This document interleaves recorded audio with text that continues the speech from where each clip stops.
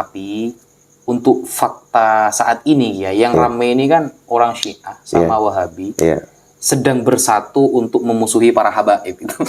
Itu sekarang mereka bersatu ya, antara liberal, Wahabi, Syiah, meskipun tidak semua gitu ya. Mereka sedang bersatu untuk memusuhi para habaib menggunakan boneka orang NU. Nah, orang NU-nya ini tidak tahu kalau mereka sedang dijadiin boneka sebenarnya. Masya Allah. Mereka bersatu dalam satu barisan menyerang dari kalangan para habaib Bani Alawi. Karena para habaib ini yang saat ini benar-benar menyampaikan dan menyebarkan Ahlus Sunnah wal Jamaah di bumi pertiwi ini, di tanah Indonesia. Masya Allah. Sehingga musuh kita sekarang itu semakin merapat barisan ya. Semakin merapat barisan. Sehingga ya perlu kiranya kita teman-teman untuk memberikan motivasi dan banyak pelajaran kepada para pelajar tentunya ya, dari aliran-aliran sesat ini. Terutama Kiai untuk sekarang ini ketika semuanya aliran sesat bersatu untuk melawan Ahlus Sunnah wal Jamaah, maka saya jadi teringat bahwa Rasulullah pernah mengatakan latungqadunna ural islami urwatan. Sungguh orang-orang akan memutus ajaran Islam ini satu demi satu. Fakullama intaqadat urwatun, ketika ada satu ajaran yang sudah mereka putus, tasyabbathan nasu billati taliha, mereka akan berkasak-kusuk, bermusyawarah untuk memutus ajaran selanjutnya. Assalamualaikum warahmatullahi wabarakatuh. Hai guys, tonton terus akun YouTube Kiai Haji Amin Rifki Official. Jangan lupa subscribe, like, share, and comment. Jangan lupa follow Kiai Haji Amin Rifki Instagram. Semoga manfaat bagi kita semua. Jazakumullah khairan. Wassalamualaikum warahmatullahi wabarakatuh.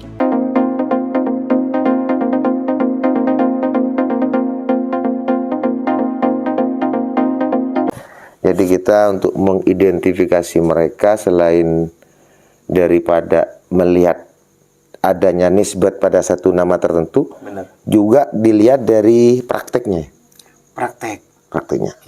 Ya, sebagaimana disampaikan tadi, mereka orang Syiah mengaku pecinta Sayyidina Ali, tapi ternyata melakukan praktek nikah mut'ah.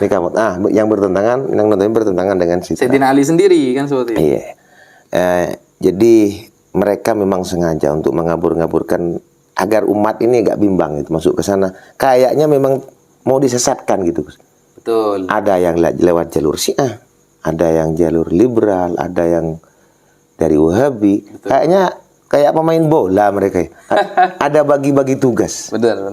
Yang urusan ini, ada yang urusan untuk mencemooh, urusan mencaci. Benar. Ada urusan yang terlalu memberikan toleransi. Betul. Di sisi yang lain ada kelompok lain yang begini-begini, bla bla. Kayaknya ini ada aktor di belakang layar kayaknya. Kira-kira siapa itu yang mau memecah belah itu loh? Wallahu a'lam Kiai. Tetapi memang prediksi terpecah belahnya umat Islam itu memang dari Rasulullah, dan itu sebuah keniscayaan yang tidak bisa diganggu gugat oleh pihak manapun memang. Masya Allah. Tetapi untuk fakta saat ini ya, yang rame ini kan orang Syiah sama Wahabi sedang bersatu untuk memusuhi para habaib itu. Itu sekarang mereka bersatu ya, antara liberal, Wahabi, Syiah, meskipun tidak semua gitu ya. Mereka sedang bersatu untuk memusuhi para habaib menggunakan boneka orang NU. Nah, orang NU-nya ini tidak tahu kalau mereka sedang dijadiin boneka sebenarnya.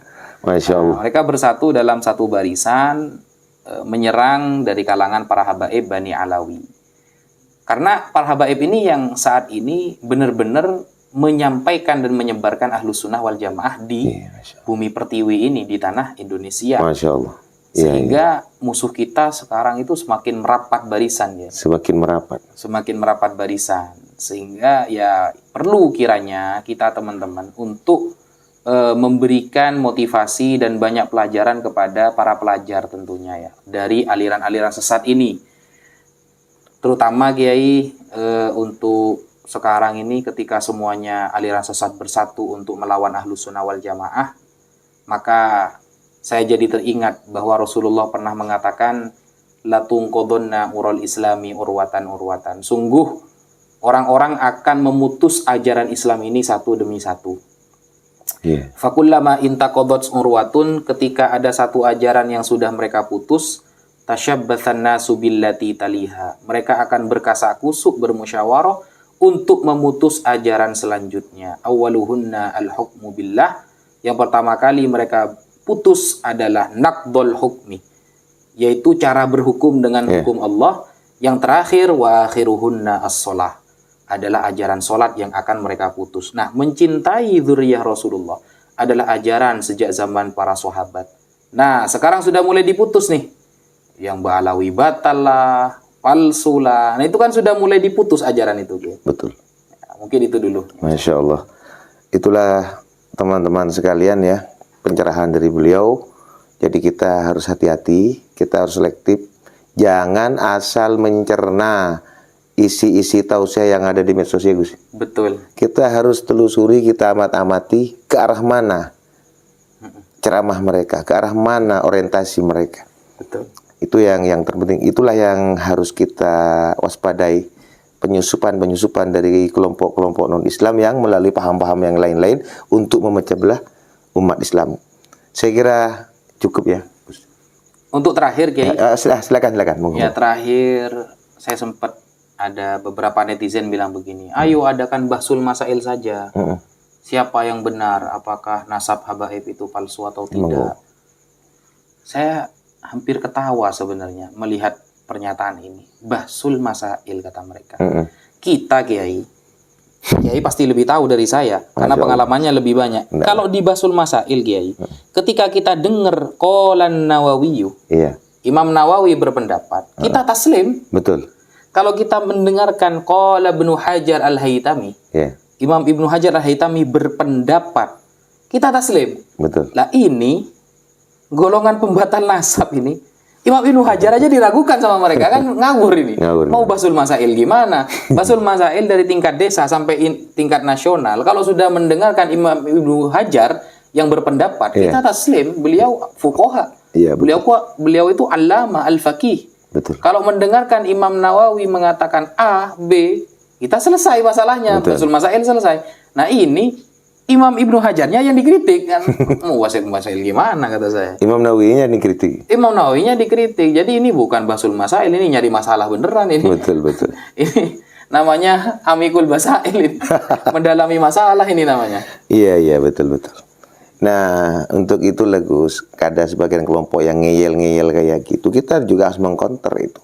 Bagaimana caranya untuk meredam orang-orang yang suka ngeyel, orang-orang yang angkuh, orang-orang yang qaswatul qalbi. Ya, boleh dibilang itu kan qaswatul qalbi. Qaswatul qalbi. Iya, udah keras hatinya itu. Benar. Idza qasa qalbul abdi lam yaqbal nasihata man nasahahu. Jika hati seseorang udah keras, nggak akan bisa menerima pendapat nasihat orang lain walaupun benar itu. Meskipun benar. Betul.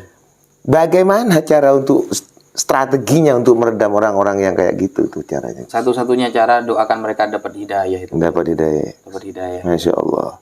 Ya mudah-mudahan selain itu mudah-mudahan orang-orang awam dewa juga nggak ikut-ikut.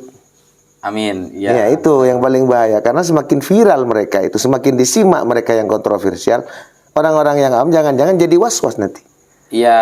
Jadi goyah keimanan. Akhirnya mereka ikut berpendapat. Betul. Padahal nggak paham maksudnya. Padahal nggak paham maksudnya. Nah ini akhirnya menjadi pengkaburan ya terhadap masyarakat di bawah. Mudah-mudahan aja semuanya diselamatkan negara kita. Amin. Saya kira itu teman-teman ya.